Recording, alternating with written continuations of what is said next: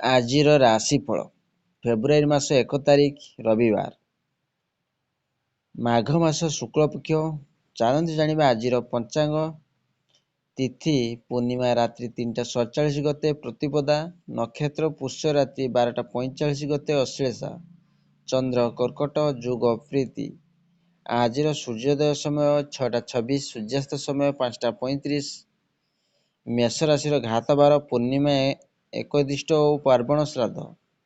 ଆଜିର କାଳବେଳା ଓ ବାରବେଳା ଦିବା 10ଟା 30 ଗତେ 1:16 ମଧ୍ୟେ, ବିଶୁଦ୍ଧ ବା ଅମୃତ ବେଳା ଦିବା 7ଟା 14 ଗତେ 10ଟା 26 ମଧ୍ୟେ, ରାତ୍ରି 7ଟା 10 ଗତେ 10ଟା 45 ମଧ୍ୟେ, ବିଶୁଦ୍ଧ ମହେନ୍ଦ୍ର ବେଳା ଦିବା 7ଟା 15 ମଧ୍ୟେ ଓ 1:28 ଗତେ 3ଟା 28 ମଧ୍ୟେ।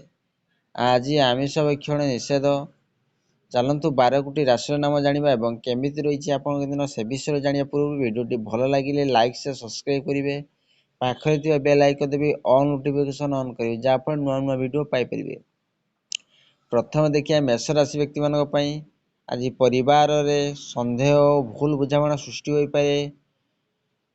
ନୈରାଶ୍ୟ ଛାୟା ଓ ଆଚ୍ଛାଦିତ ମନ ନିଷ୍ପତ୍ତି ନେବାରେ ଦ୍ୱନ୍ଦ୍ୱରେ ପଡ଼ିବ। ଅଫିସରେ କୌଣସି ବିଷୟ ନେଇ ବୁଝାମଣାରେ ତିକ୍ତତା ସୃଷ୍ଟି ହୋଇପାରେ। ଆଲୋଚନା ଓ ଆନୁଷ୍ଠାନିକ କାମରେ ଦ୍ୱନ୍ଦ୍ୱ ଦୂର ହୋଇପାରେ।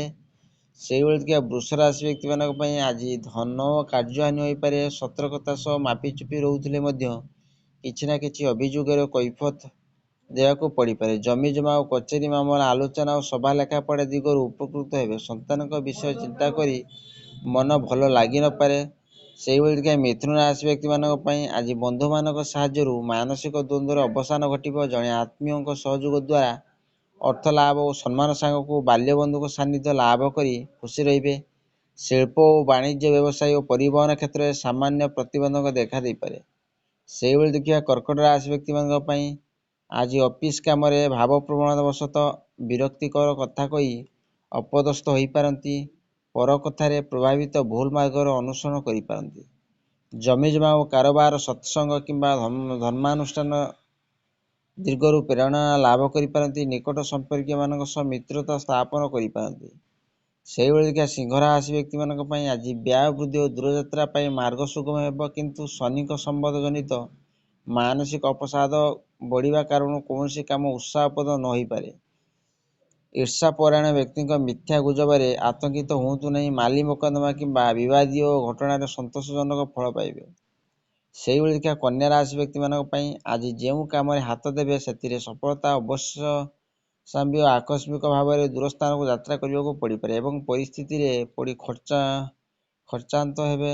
ଆଜି ଦିନଟି ଦେହ ଭଲ ରହିବା ସହିତ ମନ ଆନନ୍ଦିତ ରହିବ। ସେହିଭଳି ତୁଳା ରାଶି ବ୍ୟକ୍ତିମାନଙ୍କ ପାଇଁ ଆଜି ବିଳାସ ବ୍ୟାସନ ମଧ୍ୟରେ ଦିନଟିକୁ ଅତିବାହିତ କରିବେ। ହସ୍ତା ନକ୍ଷତ୍ର ସକାଶେ ସକାଳୁ ସକାଳୁ ଧାର କରଜ କିମ୍ବା ପୂର୍ବ ଶତ୍ରୁତା ସାମୟିକ ଆଲୋଚନାରେ କେନ୍ଦ୍ରବିନ୍ଦୁ ହେବାର ସୂଚନା ରହିଛି। ପରିବାର ଭିତରେ ସମସ୍ୟା ଓ ସମାଧାନ ପାଇଁ ଚେଷ୍ଟା କରିବେ। ସଙ୍ଗୀତ ଓ ନୃତ୍ୟ ସାଙ୍ଗକୁ ଧର୍ମ କାର୍ଯ୍ୟରେ ନିଜକୁ ନିୟୋଜିତ କରିବେ।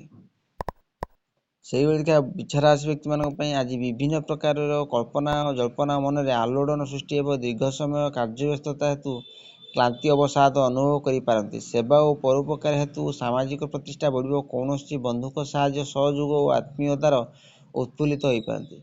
ସେହିଭଳି ଧନୁ ରାଶି ବ୍ୟକ୍ତିମାନଙ୍କ ପାଇଁ ଆଜିର ଆପଣଙ୍କ କର୍ମକ୍ଷେତ୍ରରେ ପ୍ରତିକୂଳ ପରିସ୍ଥିତିରେ ଚାପ ବଢ଼ିପାରେ। କୌଣସି ବନ୍ଧୁଙ୍କ ଦ୍ୱାରା ପ୍ରତାରିତ ହେବାର ବହୁତ ସମ୍ଭାବନା ରହିଛି। ଉତ୍ତରାଷାଢ଼ ନକ୍ଷତ୍ର ପ୍ରତିବେଶୀଙ୍କ ସହ ସମ୍ପର୍କ ମଧୁର ରଖିବା ପାଇଁ ଚେଷ୍ଟା କରି କେତେକାଂଶ ଉପକୃତ ହେବେ। ଦୀର୍ଘ ଦିନ ମଉଳି ଯାଇଥିବା ଆଶା ପୁଣି ଉଜ୍ଜୀବିତ ହେବ। ସେହିଭଳି ଦେଖିବା ମକର ରାଶି ବ୍ୟକ୍ତିମାନଙ୍କ ପାଇଁ ଆଜି ଆପଣ କୌଣସି ନୂତନ କର୍ମରେ ଉତ୍ସାହିତ ରହିବେ। କର୍ମକ୍ଷେତ୍ରରେ ପୃଷ୍ଠ ସାହାଯ୍ୟ ଲାଭ କରି ମନୋବଳ କ୍ରମଶଃ ବୃଦ୍ଧି ପାଇବାର ଆଶା ରହିଛି। ଫେରନ୍ତା ବାଟରେ ଅସାବଧାନତାର ବଶତଃ ଦ୍ରବ୍ୟ ନଷ୍ଟ ହୋଇପାରେ। ବିବାଦୀୟ ଘଟଣାରେ ବନ୍ଧୁଙ୍କ ମଧ୍ୟସ୍ଥତାର ଫଇସଲା ହୋଇଯିବ। ସେହିଭଳି ଦେଖିବା କୁମ୍ଭ ରାଶି ବ୍ୟକ୍ତିମାନଙ୍କ ପାଇଁ ଆଜି ଜଣେ ବନ୍ଧୁଙ୍କ ସାହାଯ୍ୟକୁ ଭୁଲ ପାରିବେ ନାହିଁ। ଘର ସାଜସଜ୍ଜାରେ, ଆନୁଷ୍ଠାନିକ କାମରେ, ନୃତ୍ୟ ଓ ସଙ୍ଗୀତର ମଝି ରହିପାରନ୍ତି।